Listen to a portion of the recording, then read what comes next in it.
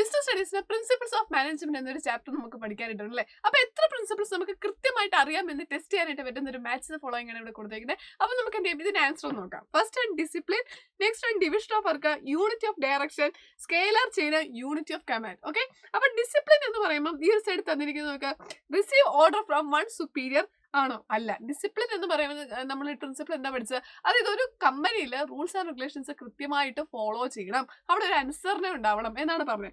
അങ്ങനെയെങ്കിൽ ഇതിൽ ഏത് ഓപ്ഷനാണ് വരാനായിട്ട് സാധ്യതയുള്ളത്?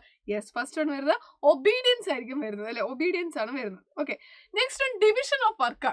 വർക്ക് ഡിവൈഡ് ചെയ്ത് കൃത്യമായിട്ട് കൊടുക്കുമ്പോൾ എന്ത് സംഭവിക്കുമെന്നാണ് നമ്മൾ അവിടെ പറഞ്ഞത്. ഈ ഓപ്ഷൻസ് ഒന്ന് നോക്കിയാൽ ഏത് കാര്യമാണ് നമ്മൾ പറയുന്നത്, സ്പെഷ്യലൈസ്ഡ് ആകും അല്ലെ, അതിൽ നമ്മൾ എക്സ്പേർട്ട് ആകുമ്പോൾ അതിൽ നമ്മൾ സ്പെഷ്യലൈസ്ഡ് ആകും എന്നാണ് നമ്മൾ പറഞ്ഞത്. അപ്പൊ ഡിവിഷൻ ഓഫ് വർക്ക് വരുന്നത് എവിടെയാണ്? Specialisation. Okay, next unity of direction. Okay, ഒരേപോലെ വർക്ക് ചെയ്യുന്ന ആളുകൾക്കെല്ലാം എന്ത് ചെയ്യണം, ഒറ്റ ഹെഡിന് കീഴിൽ വന്നിട്ട് ഒരേ രീതിയിലുള്ള ഇൻസ്ട്രക്ഷൻസ് കൊടുക്കണമെന്നാണ് നമ്മൾ പറഞ്ഞത്. അങ്ങനെയെങ്കിൽ ഇതിൽ ഏത് ഓപ്ഷനാണ് വരുന്നത്? സെക്കൻഡ് ഓപ്ഷൻ ഒന്ന് വായിച്ചു നോക്കിയേ, വൺ ഹെഡ് വൺ പ്ലാൻ അല്ലെ, ഒറ്റ ഹെഡിന് കീഴിൽ ഒരേ പ്ലാനിൽ വേണം പോകാനായിട്ട്. അതാണ് യൂണിറ്റി ഓഫ് ഡയറക്ഷനിൽ പറയുന്നത്.